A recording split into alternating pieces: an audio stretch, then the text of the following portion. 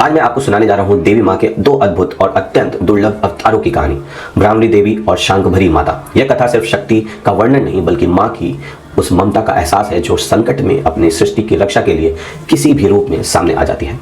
भ्रामरी देवी का अवतार पूर्व काल की बात है।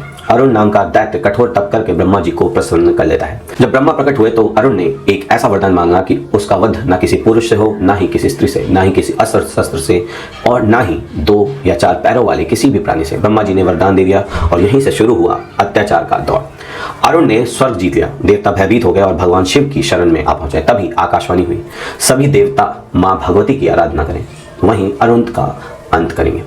देवताओं ने तपस्या शुरू की और उनकी पुकार सुनकर देवी प्रकट हुई। 6 पैरों वाली दिव्य रूप, चारों ओर से अनगिनत भ्रमर, विशाल मधुमक्खियां, उनके हाथों से भौरा की गूंज थी और उस अद्भुत स्वरूप के कारण देवताओं ने उसे नाम दिया भ्रामरी देवी। देखते ही देखते पूरा संसार काले घने भ्रमरों से भर गया। कुछ ही क्षणों में वे दैत्य अरुण पर टूट पड़े। अरुण अपनी ताकत के बावजूद बच न सका और उसका अंत हो गया। देवताओं के स्वरों में विजय गूंज उठी, जय भ्रामरी माता। शांकभरी माता का अवतार।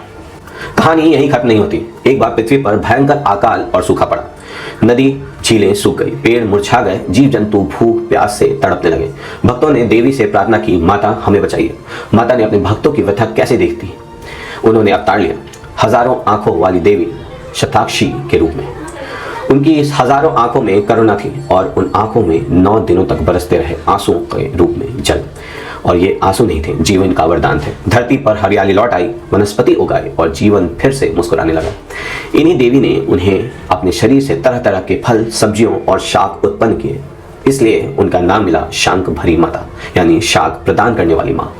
इसी स्मृति में पौष मास की शुक्ल अष्टमी से शुरू होती है शांकभरी नवरात्रि, जो पौष पूर्णिमा तक चलती है। इस दिन अन्न, फल और शांग का दान विशेष पुण्य माना जाता है। माँ का ये दोनों रूप हमें यही संदेश देता है कि जब भी कभी संकट आता है तो माँ किसी न किसी रूप में हमारी रक्षा अवश्य करती है। मधुमक्खियों से दानों का अंत करने वाली भ्रामरी देवी और आंसुओं से धरतियों को हरियाली देने वाली शांकभरी माता, दोनों ही माँ की ममता, करुणा और शक्ति का अनमोल प्रतीक है। आपको इस पौराणिक कथा के बारे में जानकर कैसा लगा, आप हमें कमेंट्स करके जरूर बताइएगा। तब तक के लिए नमस्कार।